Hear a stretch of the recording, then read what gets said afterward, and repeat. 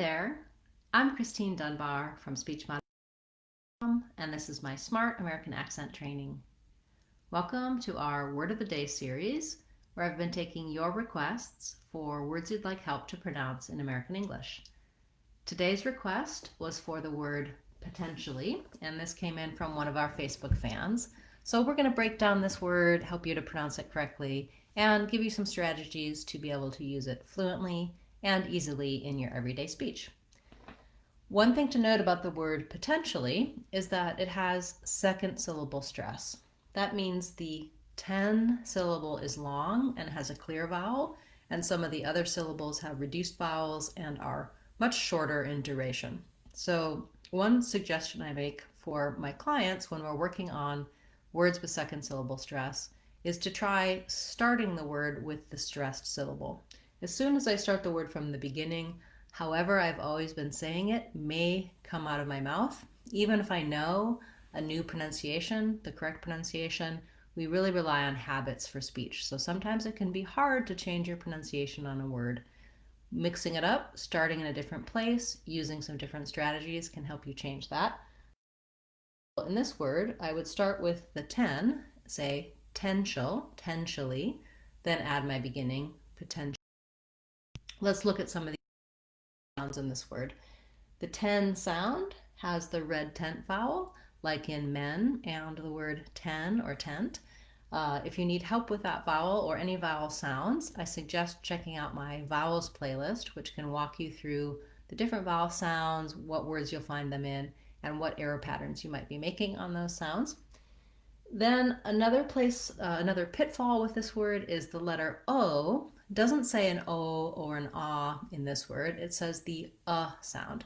That's because it's in that first unstressed syllable. And so it sounds like puh.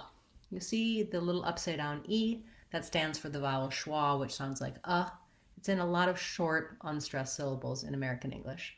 So rather than potent or potentially, you want puh, potentially. Again, like I was saying, if I start on the 10 and then I just add this as a little touch before it, potentially,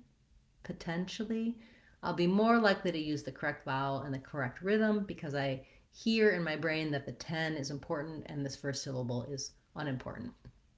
You can't leave it off entirely, but keeping it very light and short with that reduced vowel is what you want.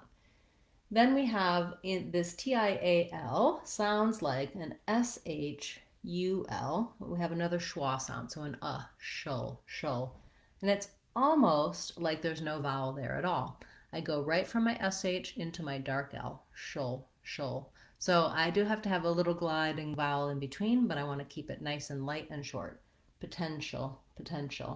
That's actually how I say the word potential. And then when I add potentially, I just add another E sound, tense E at the end, potentially.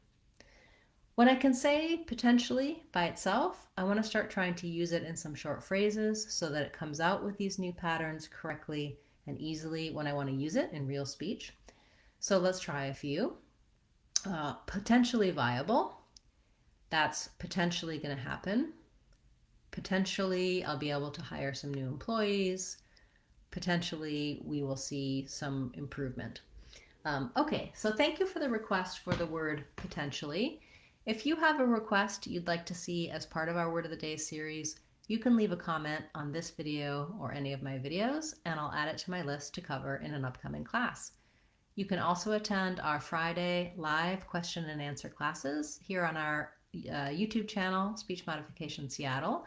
In those question and answer classes, you can type questions in the chat and I answer them live. So you can find out things you've been wondering about for pronunciation, American accent, intonation, anything to help you improve your overall communication in American English.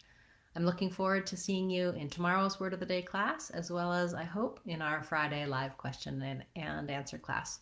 Thank you for your support. I'm Christine Dunbar from SpeechModification.com. Remember, if you want to sound like a native speaker, you can do it. SpeechModification.com. Bye, guys. See you tomorrow.